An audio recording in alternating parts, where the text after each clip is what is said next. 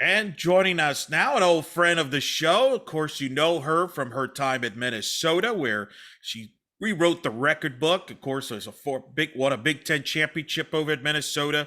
Was a three-time All-Region and All-American. Led the Gophers to two regional tournaments in 13 and 14, a super regional in 2014. Would go on to the NPF to win two NPF championships, and of course now you could see her doing lessons and part of the StrikeZoneSports. And that's Sara Moulton joining us back here on In the Circle. Welcome back. Thank you for having me. Before we begin, tell us a little bit about StrikeZoneSports, what your involvement with it is, and how it all came about. Yeah, so a little bit of like a history lesson for you. So Michelle Harrison, who was my pitching coach growing up, she played for the Gophers. I don't know what years, but she started the company called Strike Zone Sports out here in Minnesota. And I actually was a pitching client when I was younger. So my dad kind of tracked her down and heard that she was like the pitching coach to see back when I was younger. So I decided, I wanted her to be my pitching coach. And then she helped me get to college. And then like you said, I played after college. And then after my first season with the Bandits, Michelle approached me and she said that she was interested in starting a like indoor softball training facility in my hometown of Egan, and asked if I wanted to come on board as like a co-owner.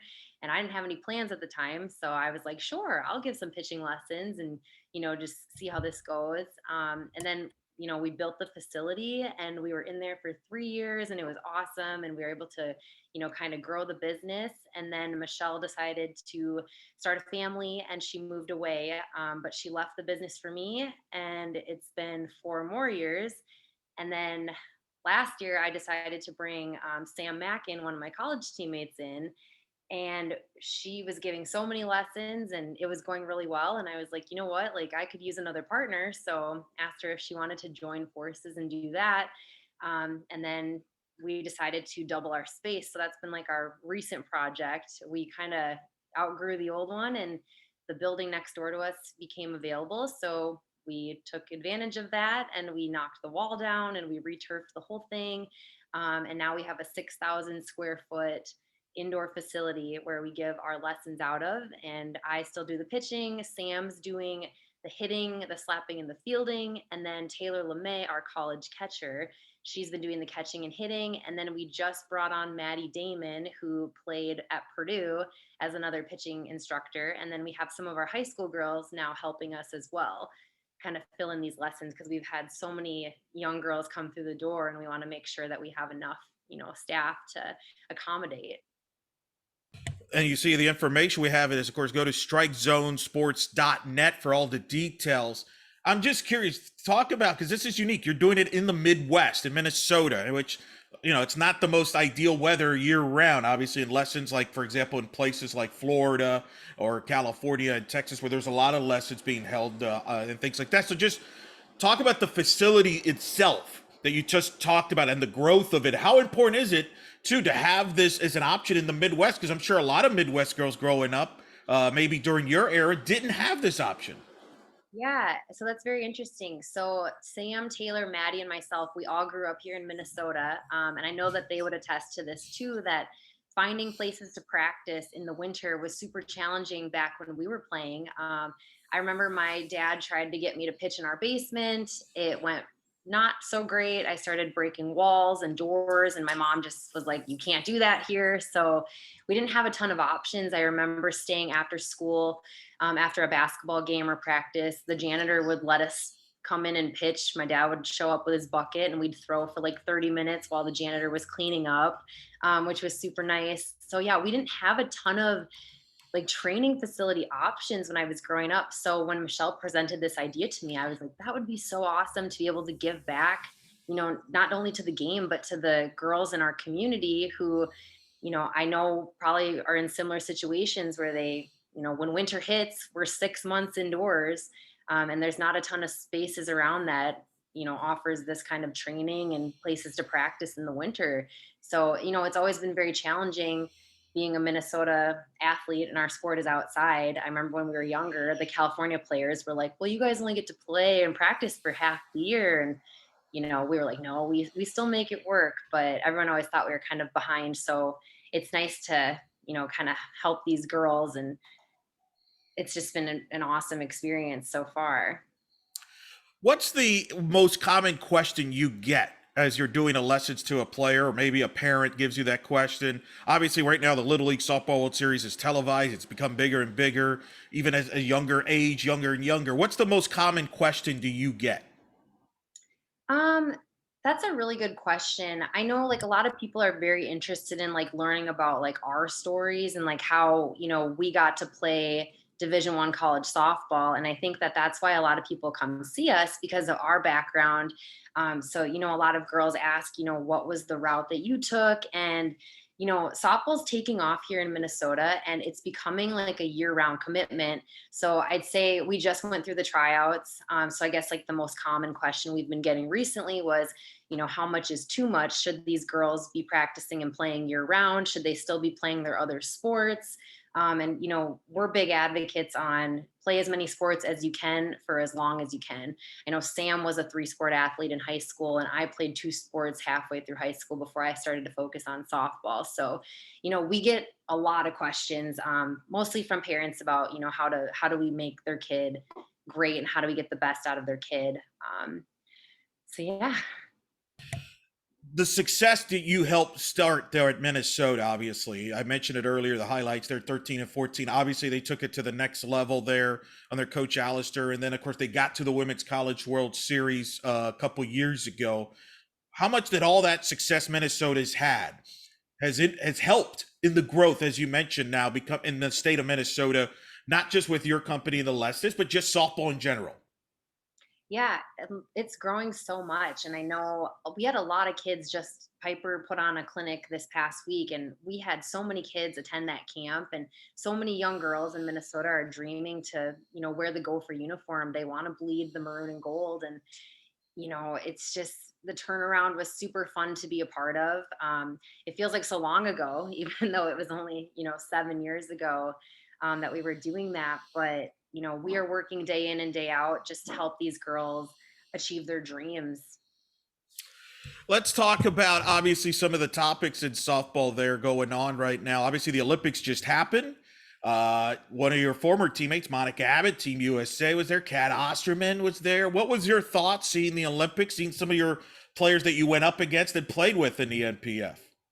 It was so cool. I got up to watch that gold medal game, and even though we fell short, it was so unbelievably like humbling and awesome. Just I got to share the field and the dugout with a lot of those girls, which was super cool. And I idolized them in the last Olympics that they were playing in. So it was just really awesome to see softball back in the Olympics. Got to see a lot of former teammates representing Team Mexico and Team Italy, and Sarah Groenewegen with Team Canada. That was super cool. We were rooting her on as well. It was just huge for the sport, coming off of the College World Series. That was very exciting this year. And then the Olympics, was the big ticket item. And it was really fun to watch it on TV again.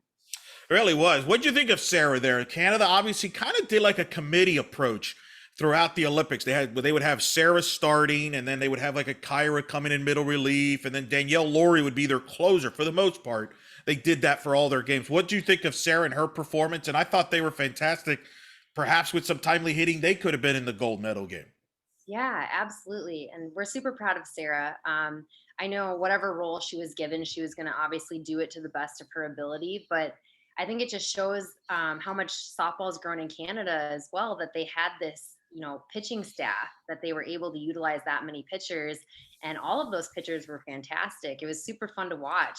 They must teach some really good changeups up in Canada, because I was very impressed with all of the pitchers and being able to change speeds. And I think Sarah Groenewegen, she also got to hit and she broke up. I don't know who was pitching for us. I think it was Monica. She It broke was up. Monica's no hitter. Yeah. Yeah. So that was super cool. I was telling my husband, I was like, this is my college teammate, and she's a really good hitter too. And she came up and hit the double, and I was like, told you. And it broke up the no hitter. So, it was fun, rooting for, my individual teammates, but also obviously Team USA at the same time.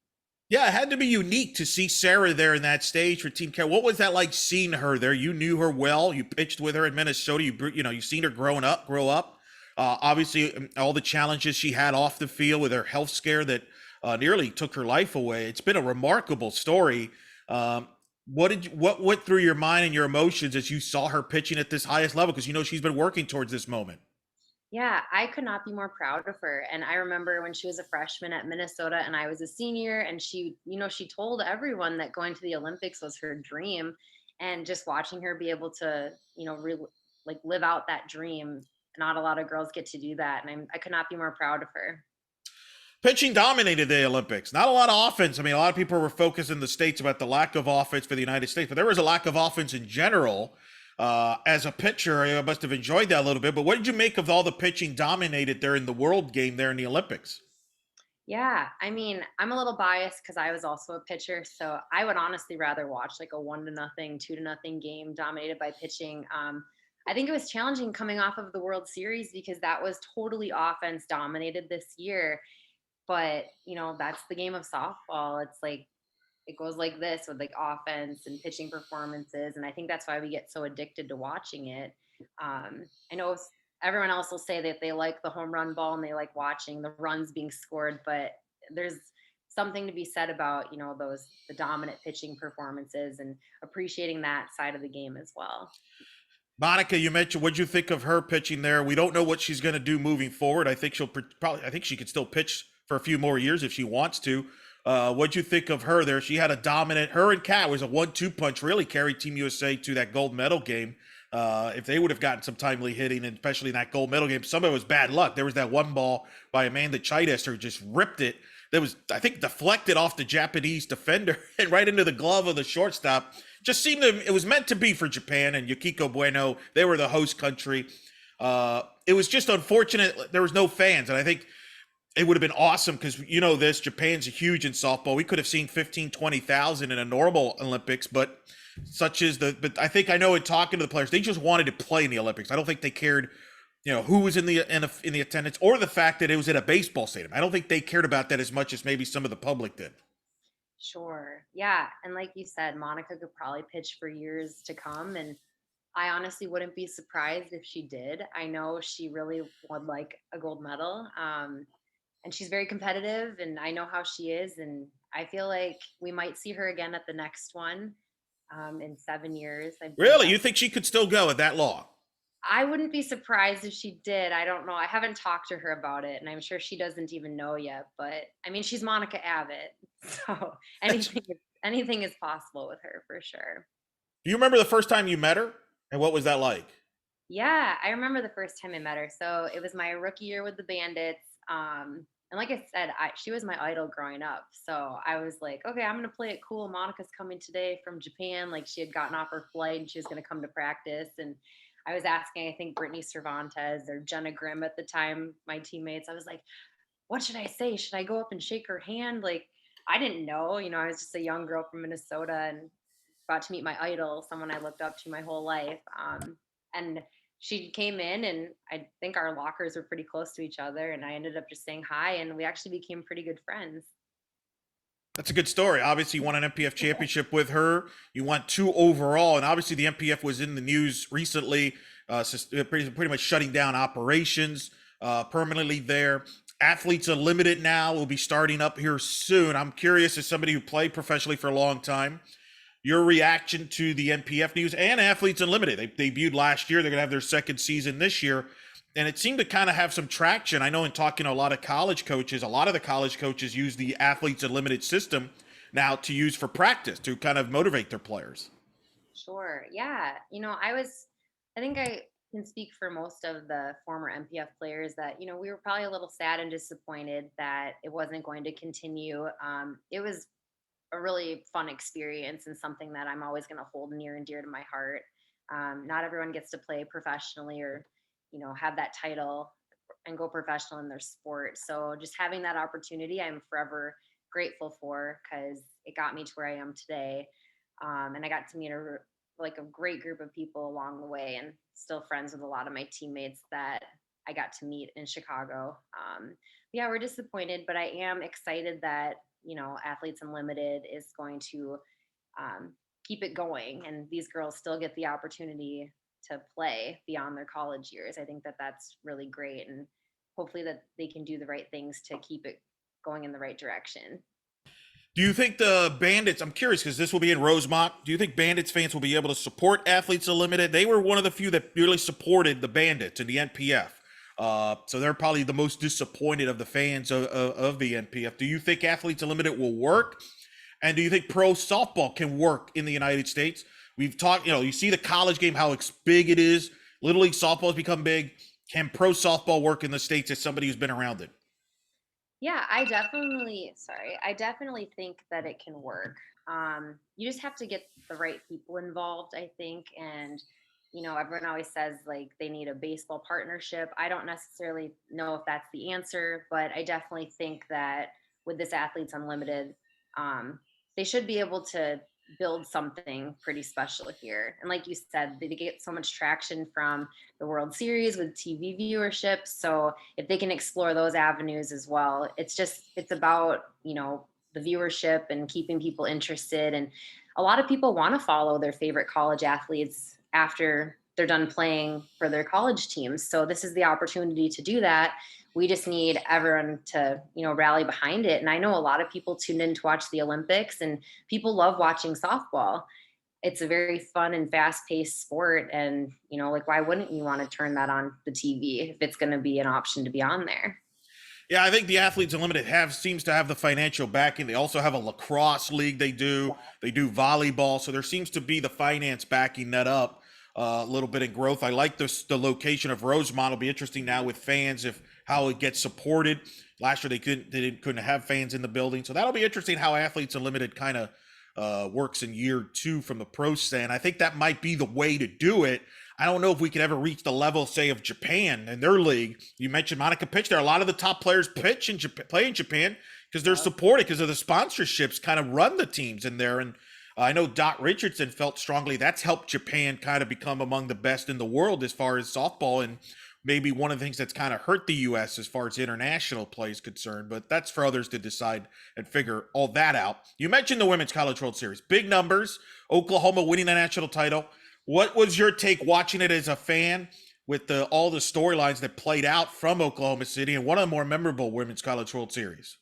Yeah, it was super fun to watch this year. I took in a lot of games. I can't remember watching that many since when I was writing for Fast Pitch News when I was there for 2 years. I watched every game that was going on there. But this year I watched almost all of them, and I don't know. It was so exciting. There was so much offense, and there were a lot of, upsets and players that, people didn't know about, like Odyssey Alexander. She was so fun to watch. And yeah, like everyone loves softball, and you kind of nailed it with the viewership. I think we see more and more of it every year. And I definitely think it's going to go in the right direction. I just hope that, we can figure something out for once they're done playing in college, because a lot of these girls will just be getting into their prime after that. So I hope that this Athletes Unlimited League can really take off and use that traction. No doubt. What did you think of some of the chatter during the World Series about the schedule being too fragmented, maybe expanding the schedule? Jessica Mendoza was outspoken on that as a result because they ran into some weather issues and some delays. There was some chatter about that. Some people were upset about Game 3 between Oklahoma and FSU being in the afternoon, but that actually turned out to be a good time slot because it was ESPN and TV. That was more of the NCAA call. What would you change, if anything, about the Women's College World Series? You've been there with me, obviously. You've covered it. What would you change, if anything? Would you change the schedule? Would you expand it? Would you do some other things?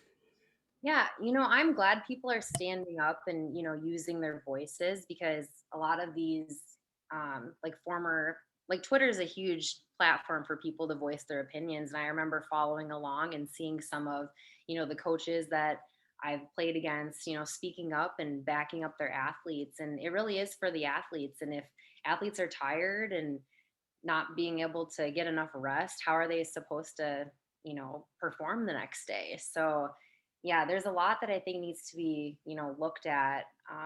They should have different options, like if there is inclement weather. I mean, it happens every year that there's always some delays, and it's unfortunate. No one can control the weather, but I definitely think that they can always improve. I was surprised they didn't have like a real solid backup plan. It seems like they were caught off Yeah, guard by it, which was sure. that was the surprising thing about it. I would not be surprised if they add an extra day Right. and maybe have that Monday off in between the championship series and the World Series, the other games. That'd I be a could really see. good idea, I Yeah. think, for sure. I would not expand it like baseball because you and I have traveled there. First of all, it's not the easiest to travel, and it's not like we can just spend multiple weeks in one over there covering games. As much as we would like to, we do. There is other things to do. So I don't think expanding it that far would be a good idea because I think people would lose interest. Not as many people would cover it after a while, but maybe an extra day would be the trick. I think so. I think that'd be a really good plan for sure. Are you getting used to the fact, thinking about how Oklahoma and Texas are going to be in the SEC here in the next few years? Like, that's going to be weird. Yeah, I think it's going to be awesome though. Things change every year. I think they're adding a couple teams to the Big Ten. I don't know. Are they the Big Well, they're 15? talking about it. We don't know if they will, unless you got Yeah. some scoop for us. You want to break Well, here? I had heard there was some rumblings about, maybe was it Kansas that might be Some coming? chatter about Kansas, maybe Iowa State from there, from the Yeah. leftovers. I mean, I remember I was playing when Nebraska joined the Big Ten, and I thought that was really cool because they were super good. So playing against, better competition always made us a little bit better. Yeah, things change every year. I'm excited to follow it. Yeah, I'm going to be curious to see what the next moves are in this. I think you're definitely going to see a lot of movement in the next few years, and it'll be interesting to see how it works from a softball standpoint. It'll be interesting because obviously a lot of this is driven by football, but we'll see how that goes. How would you have fared if you had the ability, like to have NIL when you were playing? You would have probably made some coin a little bit, right?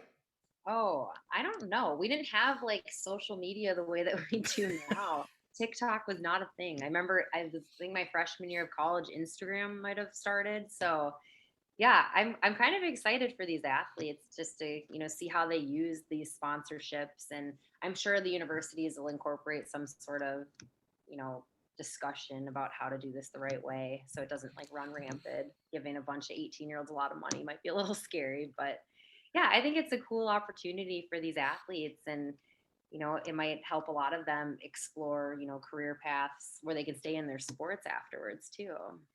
I agree, and I think everybody's kind of figuring it out. But I think softball players will benefit because I think they're going to find out. As you mentioned, softball is very popular. It's very popular in social media, and I think to me, I think a lot of players are going to benefit from this, get more exposure, and make some revenue out of it. And I think it'll be fine on the softball end. I think the bigger concern, or maybe not concern is a wrong word, the question would be the transfer portal. This thing has been exploded since you left. You left right at the time when this thing was about to start. Yeah. Heck, I remember you broke one of the transfer stories from the World Series. I think one of your first years there, when I think it was Sydney Smith, you broke the story. She was transferring to Minnesota.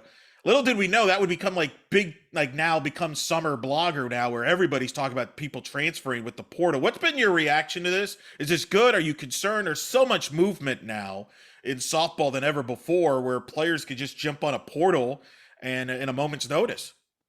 Yeah, it's a little crazy. And like you said, there's been a lot of movement going on, but it's a new year, and anything can happen. You don't want to just, stay the same. So I feel like people are looking for not like the next best thing, but there's a lot of moving pieces all the time. And especially after last year with COVID, like things got crazy. And then I don't know, every time I look at social media, Justin's World's like breaking a new story about people transferring. And yeah, it's exciting, and it's good that it's not just staying the same. It Keep is people wild, yeah. interested. Yeah, Justin seems to benefit from it, from breaking a lot of those stories there, but it's kind of nuts. I mean, do you think players, because my only concern is, do players will, stick it out? Like it used to be, you would have some ups and downs and you would stick it out and it would work out in most cases. Do you worry that players now, the second things don't go well, they look to leave and maybe get encouraged to leave? Yeah, I mean, there's so many different ways that you could look at it and so many different angles. Like I know personally my college experience, it was challenging. Like we were in the middle of a total rebuild, but with Coach Alistair, we all got on board and we shared the same vision, and she created a culture that kept us together and strong, and nobody wanted to leave. So it's hard for me to speak of it because I didn't even think about ever transferring, because I wanted to be a Gopher. I wanted to get there and I wanted to graduate from a top university and represent my state. Um, but at the same time, we teach these young girls, and it's you look into like the bigger picture and like the next step in the world. A lot of people are going to go get jobs, and just because you're unhappy at your job doesn't mean you can just quit your job and then go on to the next one. So there has to be some sort of balance, if that makes sense. Yeah. But yeah, I mean, I had a totally different college experience, so it's hard for me to relate to the people that transfer, but I'm sure they're transferring for a reason too. Couple last things before we let you go. Came out Friday. Looks like instant replays coming to softball. Looks like it's going to be in the regular season. The SEC is going to use it. Every conference, it's up to them and things like that. I think we're getting closer and closer to having replay and having it in postseason, which is really what I care more about, is the postseason aspect of it. I think softball's the only college sport that doesn't have replay in the sport. Heck, I mean, I'm watching the Little League softball world. They have replay in softball. Though. What's your reaction? Finally, replay coming in here. Do you like it? There looks like 2 challenges. They're going to kind of go over some things. So they don't want to have everything necessarily reviewed. But your thoughts on replay? Yeah, and like you said, I don't think every little thing should be reviewed, but I definitely think it's something that should be added to, any sort of like end of the year tournament for conferences, any sort of postseason play. I definitely think it should be an option, and I think it should definitely be at the World Series, because I remember being there in person, and plays happen so fast, and there's always some sort of like controversial call that doesn't go a certain way, and when you do watch the slow mo on the TV, you see the right call, and it's half the time it's right, half the time it's wrong. So I think just having that option will kind of solve a lot of the intense moments and those situations that happen when it's full speed like that. I don't think it needs to be like a ball and strike arguing that, but I definitely think they should have it in postseason for those big plays that are super close to call. I agree. I think they're going to have it, and I think I'm glad they're also tweaking the out of the box rule. It seemed a lot of slap hitters I've talked to and coaches that coach slapping were concerned that this would eliminate slapping altogether from the game. And I think now they've kind of started to kind of tweak it back a little bit where, it's not so egregious. So I like some of the changes they're doing there. Last question. As the Big Ten alum, are you going to be excited to see Big Ten teams playing non-conference again after a conference only schedule last season there? And I don't know if there anything you're looking forward to seeing from the Big Ten in general. Yeah, I think everyone's probably looking forward to that. It's not fun playing the same teams over and over again. We did that a lot in the pro league, especially my rookie year. I think we played every team. There were 4 teams back then, and we played every team like 16 times. So True. you start to know the other teams, they start to know you. So I'm sure they're super excited. And a big part of that, playing in the Big Ten is going and traveling to the warmer states for those first like 9 weeks of the season, and getting on dirt was super fun too. So I'm sure as we start to get more back to normal, I think everyone's going to be more excited about it.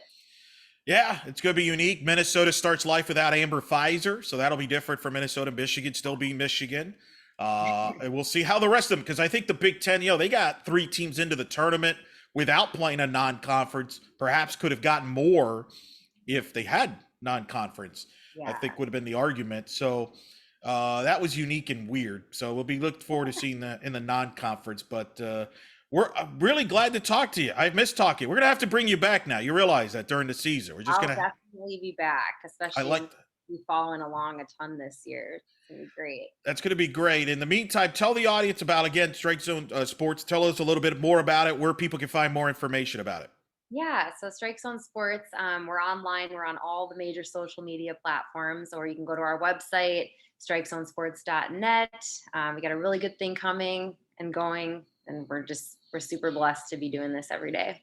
Well, congrats on that success. Keep it going. And it was great catching up. Man, this was seems like old days. We're just doing it. I know. The only difference is we would do it in person in OKC. But like I said, you're always welcome on the show. You're always one of our favorites. It was great catching up with you.